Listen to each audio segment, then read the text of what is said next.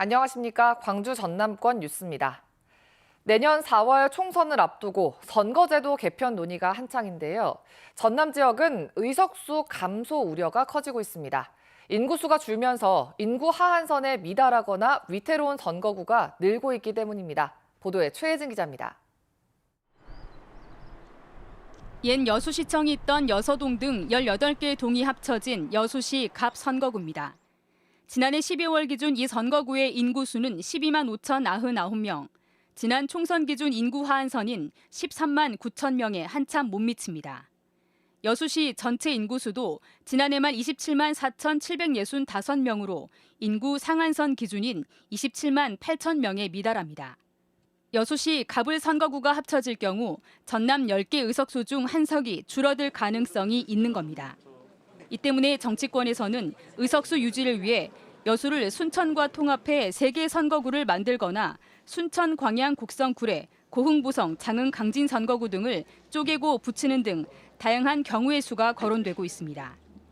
해남 완도 진도 선거구도 지난해 10월 기준 14만 3천여 명으로 인구 하한선을 향해 가고 있습니다. 현실적으로 보면 소지역주의, 예를 들어서 순천과 곡성에서 어느 쪽 인구가 많고 어느 쪽 출신이 나오느냐라는 식의 경쟁으로 좀 부정적 요소로 작용하는 경우도 많죠. 지난해 말 인구수가 21대 총선 기준 인구 상한선을 넘긴 순천시가 제대로 분구될지도 관심입니다. 순천은 지난 총선 당시 해룡면만 광양, 곡성, 구례 선거구에 편입해 갑을 선거구로 분구됐습니다. 주민들은 기형적인 선거구 쪼개기로 정치적인 희생양이 됐다고 반발해 왔습니다. 이번에도 특정 지역을 위해서 순천 분구가 좌절된다면 이건 엄청난 박탈감이 있을 수밖에 없고 지역 주민들의 반발도 클 거라고 봅니다. 광주의 경우 인구 하한선에 가까운 광주, 서구 을 등은 서구 갑과의 선거구 조정이 가능할 전망입니다. 중대선거구제 등 선거제도 개편 논의도 변수가 되고 있습니다. 선거구 획정 법정 시한은 오는 4월, 의석수 감소와 선거제도 개편 논의에 따른 현역 의원과 입지자들의 정치적인 셈법 속에 올해도 선거구 획정은 법정 시한을 넘길 수 있다는 우려가 나오고 있습니다. KBS 뉴스 최진입니다. 여수와 남해를 잇는 해저터널이 올 하반기 착공합니다. 여수시는 주관기관인 부산지방국토관리청이 오는 5월 해저터널 설계 시공업체를 선정해 하반기부터 착공에 들어가고 2031년 완공할 예정이라고 밝혔습니다. 해저터널은 총 길이 5.93km의 4차선 도로로 총 사업비 6,900억 원이 투입됩니다. 오늘은 노동자 6명이 숨진 광주 화정 아이파크 붕괴 사고가 난 지 1년이 되는 날입니다. 붕괴 사고 사후 처리와 건설 현장의 안전 실태를 집중 보도해 드립니다. 먼저 시공사로서 무거운 책임을 진 현대산업개발에 대한 책임 추궁이 어디까지 와 있는지 짚어봅니다. 김혜린 기자입니다. 노동자 6명의 목숨을 앗아간 붕괴 사고. 사고 직후 국토교통부는 시공사인 현대산업개발에 대한 가장 엄중한 처분을 요청했습니다. 등록 말소와 영업 정지가 거론됐습니다. 관할 관청인 지자체의 관계 법령에 따른 가장 엄중한 처분을 요청하였습니다. 뒤이어 고용노동부까지 나서 영업정지 4개월을 요청한 상황. 하지만 서울시는 처분을 계속 미루고 있습니다. 현대산업개발은 서울시에 형사재판 1심 판결이 난 뒤에 처분을 내려달라는 의견서를 냈습니다. 검찰 기소 또는 1심 판결 이후 처분할 수 있다는 국토부 예규에 근거한 겁니다. 서울시는 사실관계가 명확치 않아 2차례 청문을 열었다며 지난해 12월 열린 2차 청문 결과를 정리하는 중이라고 밝혔습니다. 이에 대해 봐주기식 행정이란 비판이 나옵니다. 이미 좀 국토부에서도 관련돼서 굉장히 강력한 제재 조치를 요청해 왔기 때문에 이를 받아서 실행하면 된다고 생각을 합니다. 중요한 건 의지가 없기 때문이다. 행정처분 권한을 사고가 난 지역의 지자체장에게 위임하는 법도 발의됐지만 여전히 계류 중입니다.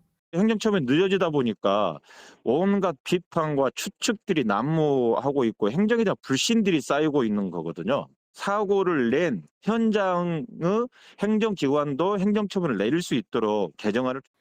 시공사와 감리, 하도급 업체 관계자 등 형사재판에 넘겨진 책임자는 모두 17명.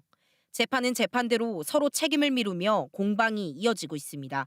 KBS 뉴스 김혜린입니다. 네, 또 다른 문제가 무너진 건물은 어떻게 하느냐였죠. 무너진 건물뿐 아니라 8개 동 전체를 전면 철거하기로 했는데 공사가 약 2달 뒤부터 시작될 예정입니다. 하지만 주변 상인들은 지금의 철거 공법으로는 추가 피해가 우려된다며 대책 마련을 요구하고 있습니다. 이어서 유승용 기자입니다. 붕괴 사고가 났던 201동 건물입니다. 무너져 내린 부분을 정리하고 부분 철거해 안정화 작업을 마쳤습니다. 건물 철거는 이 201동을 포함해 전체 8개 동을 동시에 진행하기로 했습니다. 한 개층 철거에 14일, 공사 완료 시점은 내년 말입니다. 철거를 맡을 시공사로는 독일의 페르사가 선정됐습니다. 광주 서구청은 한국구조기술사회 리빌딩 추진단이 구조와 시공 안전성, 주변 피해 최소화를 고려해 시공사를 정했다고 설명했습니다. 비용이 많이 들더라도 하여튼 최고의 공법을 도입할 것을 강력히 요청했고 또 그에 따라서 현대산업개발도 상당 부분 수용을 한 상황에서 맨 위층부터 차례로 다이아몬드가 달린 절단기로 잘라내는 이른바 DWS 공법을 적용합니다. 하지만 인근 상인들은 이 공법을 반대합니다. 사전 작업 때도 콘크리트 가루 날림 피해가 계속됐는데 본 공사에선 더 많은 피해가 우려된다는 겁니다. 저희가 옆에서 경험해본 DWS를 했을 때 비산먼지가 너무 많이 발생을 합니다. 그리고 그것 때문에 작업이 중지가 됐었고. 상인들은 철거 기간뿐 아니라 신축 공사까지 지속적인 피해가 우려된다며 철저한 관리 감독을 요구했습니다. KBS 뉴스 유승용입니다. 광주 화정 아이파크 붕괴 사고 1주기를 맞아 오늘 오후 2시 공사 현장 내부에서 추모식이 열립니다. 희생자 유가족 협의회가 주관하는 이번 추모식은 유족과 현장 노동자 등이 참석한 가운데 헌화와 묵념, 추모사 낭독 뒤 안전사고가 발생하지 않도록 해달라는 바람을 담아 안전결의대회 순서로 진행됩니다. 광주 서구청은 구청 공무원과 재난 담당 부서원들을 대상으로 안전다짐대회와 재난안전 교육을 진행합니다.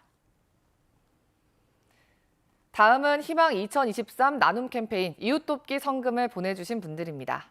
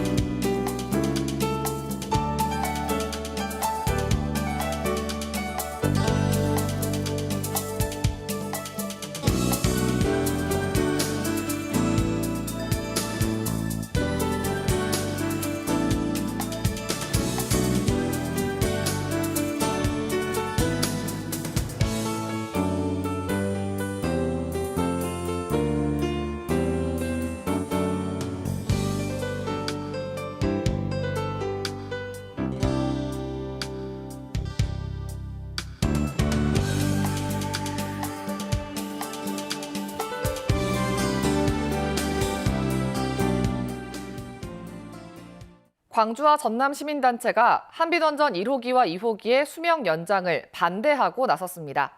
핵 없는 세상 광주 전남 행동은 어제 5.18 민주광장에서 기자회견을 열고 한빛 1, 2호기는 최초 가동부터 여러 안전사고는 물론 경납 건물 안 공급과 철판 부식 등 부실 시공 흔적까지 드러났다며 수명 연장에 반대하는 시민 14,392명의 서명을 받았고 이를 원자력 안전위원회에 제출하겠다고 밝혔습니다. 1980년대부터 가동된 한빛 1, 2호기는 각각 2025년과 2026년 설계 수명이 끝납니다.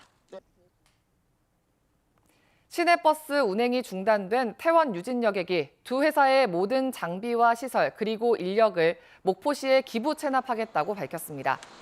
태원여객과 유진운수의 이한철 대표는 목포시에 보낸 문서에서 경영 개선안을 최근 시에 제출했지만 목포시가 수용하지 않아 두 회사의 재산을 목포시에 기부 체납하기로 결정했다고 밝혔습니다. 이한철 대표는 또 목포시가 서둘러 시설과 장비를 인수해 갈 것을 촉구했습니다.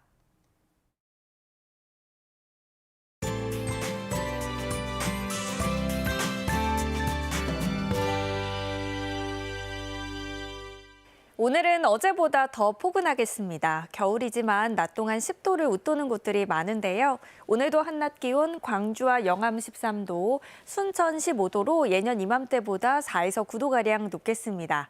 아침에도 심한 추위는 아닌데요. 그래도 일교차가 10도 이상 벌어지는 곳들이 많은 만큼 체온 조절 잘 하셔야겠습니다.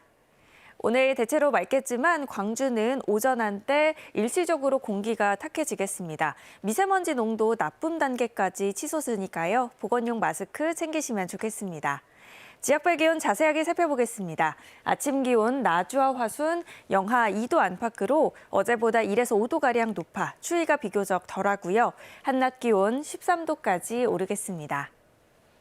여수의 낮 최고 기온 12도, 보성과 고흥 13도로 어제와 비슷하거나 1, 2도가량 높겠습니다. 목포의 한낮 기온 10도, 무안 11도, 강진과 해남 14도로 포근하겠습니다. 신안을 비롯한 도서 지역은 9도에서 11도가 예상됩니다. 바다의 물결은 전해상에서 비교적 잔잔하겠습니다. 내일 저녁 5mm 안팎의 비가 내리겠고요. 이 비는 일요일 오전까지 오락가락 이어지겠습니다. 날씨였습니다. 1월 11일 뉴스광장 마칩니다. 시청해주신 여러분 고맙습니다.